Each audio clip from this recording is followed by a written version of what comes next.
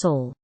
North Korean leader Kim Jong Un has arrived in Russia for talks with President Vladimir Putin, a situation that has the Biden administration and its ally in South Korea fuming but powerless to prevent.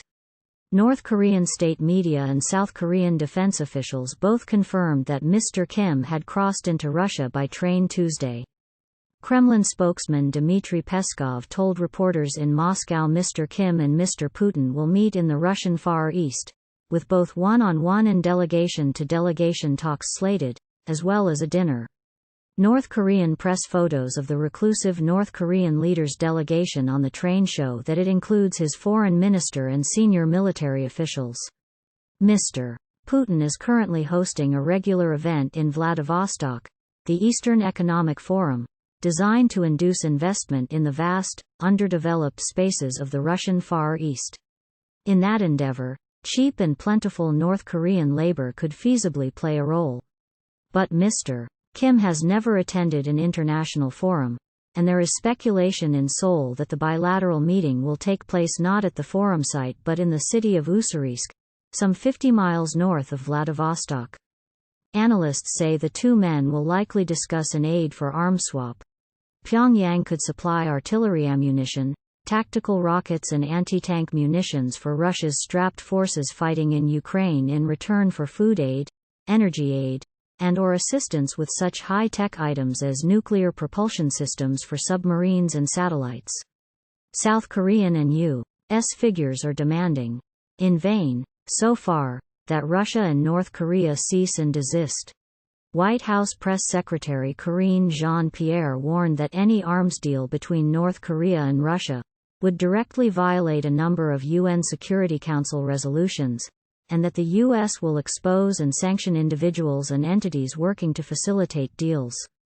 Yet neither the U.S., South Korea, nor their allies and partners are positioned to compel the leaders of the two rogue states to bend to their will. And some say a policy of failing to keep lines of communication open to Pyongyang under President Biden and conservative South Korean President Yoon Suk-yeol bears a large share of the blame. The U.S. has imposed maximum sanctions and pressures on Russia and North Korea, so what other leverage do they have beyond rhetoric? Said Moon Chung-in, a high-profile academic who has advised past South Korean governments favoring engagement with the Kim regime. There is maximum pressure on both counties, and no business or humanitarian transactions. So beyond the rhetoric of warning, I don't think these remarks will have any impact on Mr. Kim or Mr. Putin. Wider geopolitical policies are driving Moscow and Pyongyang together, he argued. The West tried to isolate Russia, China and North Korea, and so there are growing bonds among those countries, said Mr. Moon. The context of U.S. rivalry with China, the Ukraine war and international efforts to isolate Russia have fostered the Putin-Kim meeting.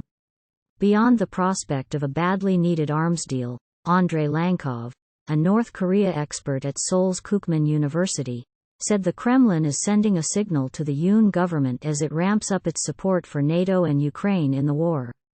I believe this is all designed to create an impression that Russia and North Korea are going to start military cooperation, and the message is aimed at Seoul as much as Washington, Mr. Lankov said. Since Russia's invasion of Ukraine, Seoul has sold a massive package of arms to Poland worth over $15 billion, and has transferred hundreds of thousands of artillery shells to the U.S. So far, however, it has restricted its aid to Ukraine to non-lethal items. South Korean law forbids arms supply to belligerents. The message is that South Korea should be careful about providing lethal aid to Ukraine, Mr. Lankov said. Otherwise, the Russians are hinting that the North Koreans will get missile and submarine technologies as an act of revenge. A South Korean presidential official acknowledged to the Yonhap news agency Tuesday that Seoul is watching the Kim-Putin summit closely, adding, "We hope Russia will act responsibly as a permanent member of the UN Security Council."